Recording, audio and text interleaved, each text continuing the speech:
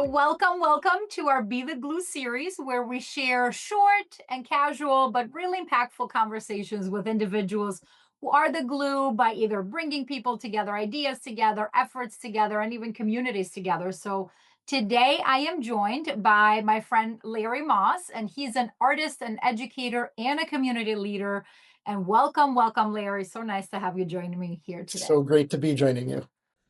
I'm so excited for this conversation, especially because you do so much work, not just with other artists and but also with corporate teams. So as you start to think about your work in being that bridge and that glue, in the space between art, corporate team building, and even education within the community, what does the glue mean to you?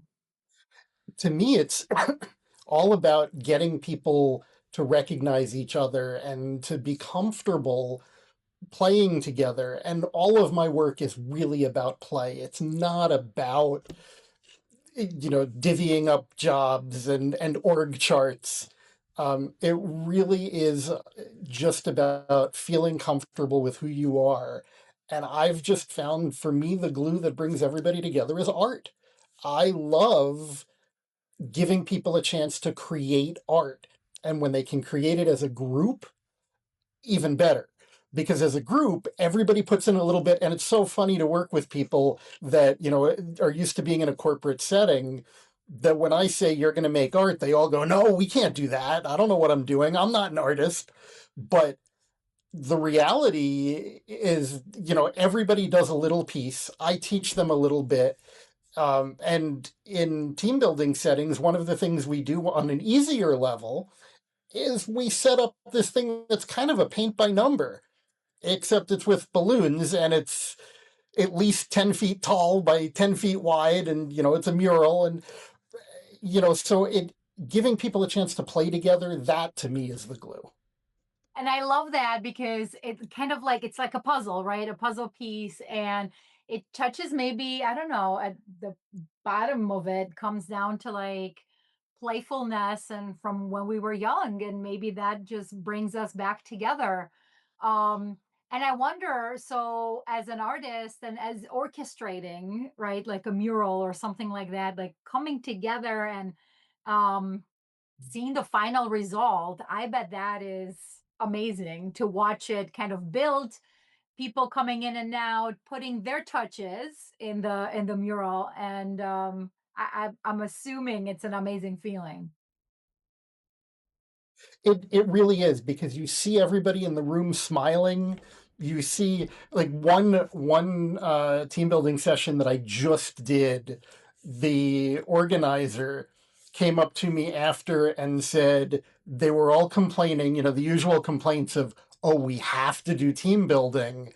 And she said, look at their faces. Not a single one found an excuse to leave the room, which is something that a lot of the time I guess happens. I don't see that in my team building sessions, so I don't know.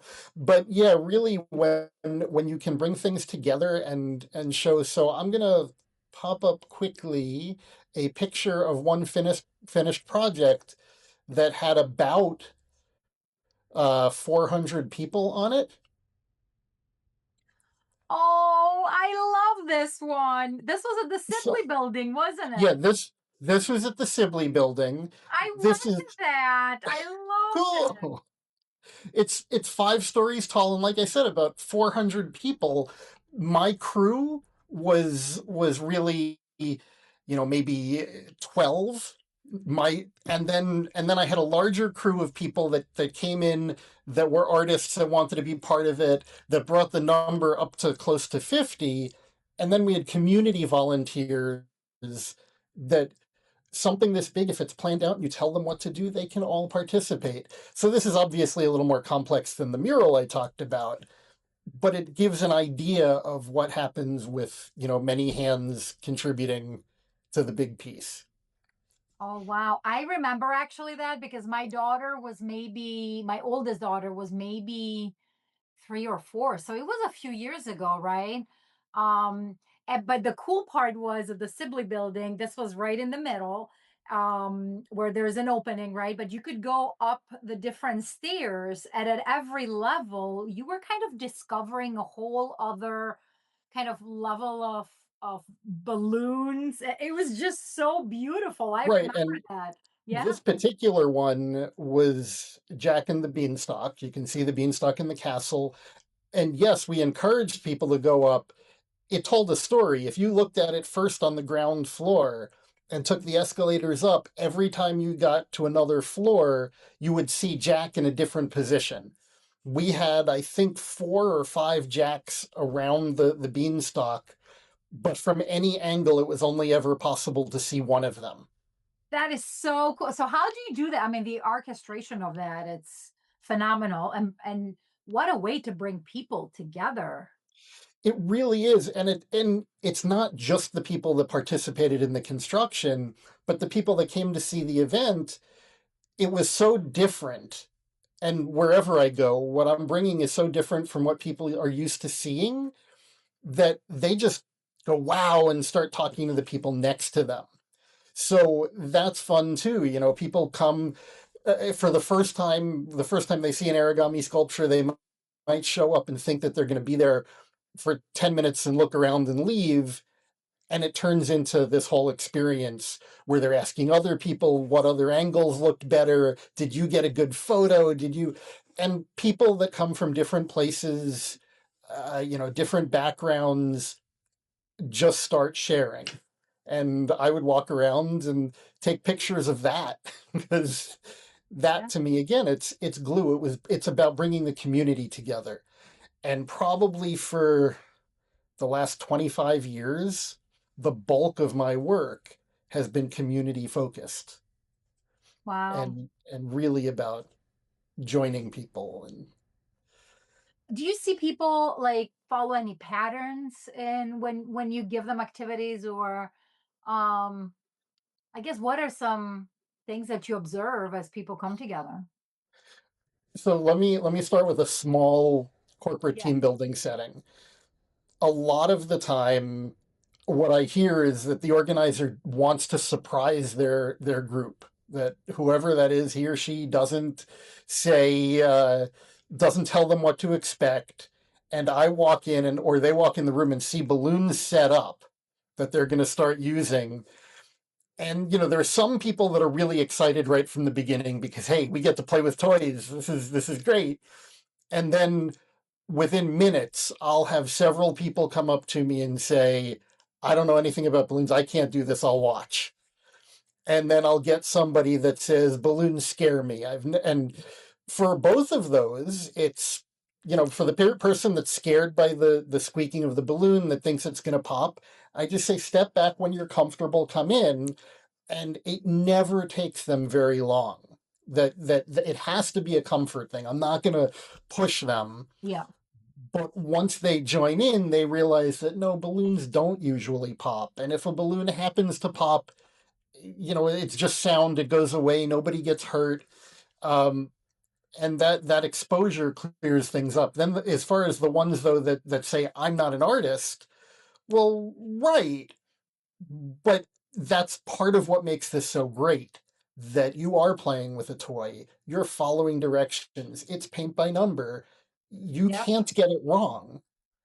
Yeah. And I wonder, when do we start to have that fear, right? As growing up, right? Like we experiment, we try, like I see my kids, right? Like they try different things. They're not afraid to try different things and push those boundaries. And I But think at then some point as adults, we lose that. I think it's before we become adults when you start giving grades and you tell people that your future is dependent on the grade and you get rewarded because you're good at your job and stay in your lane. So I think a lot of it's we're training people to be afraid.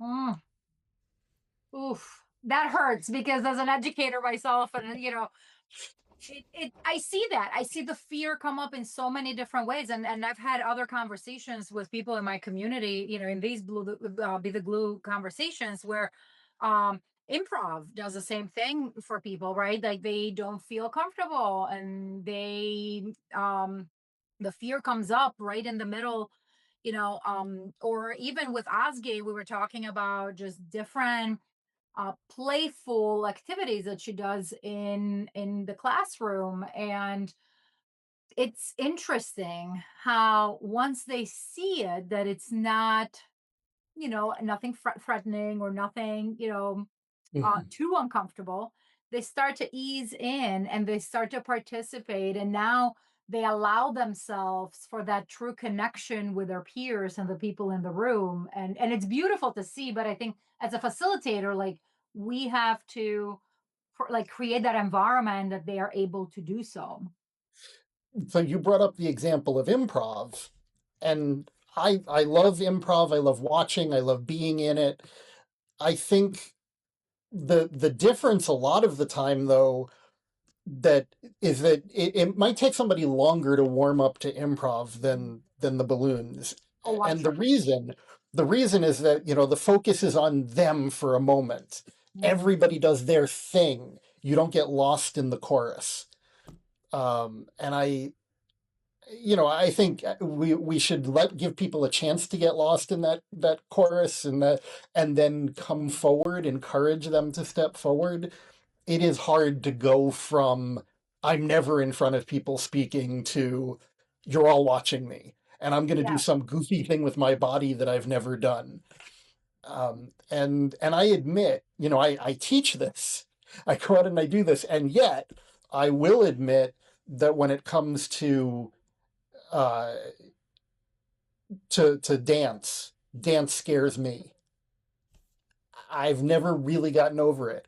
I have danced. I have been in that chorus line. I've, on stage, and I always feel like even in the masses there on stage, I feel like everybody's staring at me. Um, but so knowing that, and this is not to put down improv, because again, I think it's a great thing to give people that chance. I go one step outside of that and go, these are the tasks that have to get done in Mhm. building this. If you're afraid you're going to put the balloon in the wrong place, you can be the one that inflates it. Here's somebody that has arthritis and doesn't want to tie a knot. Well, you can tie knots for them, and they find their place. So it Oh, really I like is, that. It's like, let me find my role, that yeah, I can use my skills or, in the moment. yeah, That's and I think interesting. that's really Mm. important. What are some cool projects that you have done with other communities other than, I'm sure you've done a lot locally, but I know you travel all over the world too, right? Yeah, at this point, I have been in 20 countries, 21 if you include Texas. Um, and I'm always looking at. I have a phone call tomorrow with somebody in Sweden, and I've never been there. I don't know if this is going to bring me there or if this is work that I would do in my own studio. But yeah, I mean, we've done that too. So another country that I haven't been to but I've sent work to is India, and really kind of funny, totally unplanned. I actually bumped into some of the folks from the Indian team that we had only talked on the phone, and we were in France and bumped into each other. Very strange, totally unexpected. And I guess that's a sign that I travel a lot when when that I'm starts to sure. Yeah, happen. that sounds so much fun though. Especially because I wonder, like, when you go to other countries now, their cultural elements probably kind of feed into what type of artwork you do too, right? Absolutely. Um, yeah, culture is a really big thing. So going way back, the very first international job I had ever done was in Tokyo, and I wanted to impress them. They said, "We want you to build." It was a parade float, a Nobuta sculpture, so a samurai fighting a demon, and this was going to be the size of a giant parade float. And they asked me to go ahead and design it. They told me what they wanted, and this was before Zoom, before video conferencing was common. Um, when was this? This was 1998, I think. And so there were phone calls and email back and forth. And I went to the library because you couldn't find everything online. And I remember sitting there going through books and books of Japanese art and reading and trying to understand it. And when I got there and had all of my drawings, they looked at it and said, "You got it wrong." And it wasn't just that the drawings didn't capture their art right. They started telling me what pieces of the culture needs to be in this sculpture and why I missed it. Um, but it wasn't, "Hey, you got it wrong, you're in trouble." It was, "We want to help you." Again, that became part of the team process. Um, Wow. So, and mm, sorry, go ahead. no, so now instead of me being the leader of the team and telling them what to do, I became a facilitator and let them. And for me, that was really early in my career. Um, it was I learned what it meant to be a facilitator like that. And then on top of all of these cultural differences, I didn't at the time speak a word of Japanese. I still don't speak, I can't, but I'll recognize words on the subway and I always try, and it's gotten easier now with Google Translate. But then, yeah, I had a translator that followed me everywhere and was always over my Wow. shoulder. And she was really good. So she would translate cultural signals as well. She lived in the US for a while, so she understood the differences, and she would point out things that I wouldn't have gotten otherwise. And every country I've been in has been like that. Wow. And what a lesson to learn early in your career, right? Because and how open you were to kind of look for that lesson too, because somebody could have been like, no, this is my art and here you go, you get this, right? Versus let me understand you better and adjust to what Hmm. you need. And a lot of times, and it's hard if that's the being a presenter versus a facilitator, right? Like there's so many different skills around listening and understanding and being able to incorporate what they're saying and sharing to your work and not take it personally, because Right. it's not an attack to your I artistic intuition or anything. It's really right. let's When they collaborate. told me that I made mistakes, it wasn't. I never felt attacked. They Yeah. also were. So it really worked in both directions. And at the time, I remember thinking, we're making a good show for them because this was Fuji television. There were cameras everywhere recording everything that happened. So to me, at first, as an entertainer, because that's what I was before I was an educator, the I'm thinking the drama is great. I mean, this was reality TV before we had the term reality TV, and I loved it. I just fed into it and played. And yeah, it was so great that they were willing to do the same. So I've taken that experience. Um, yes, I've taken that with me everywhere, and I always go open to learn. That's awesome. And so are there any fun projects that you're working on here in our community in Rochester, New York? What do I have coming up? I don't think I have anything scheduled in Rochester right now. Next week, I'm at the Corning Museum of Glass, Okay, where, that's where cool.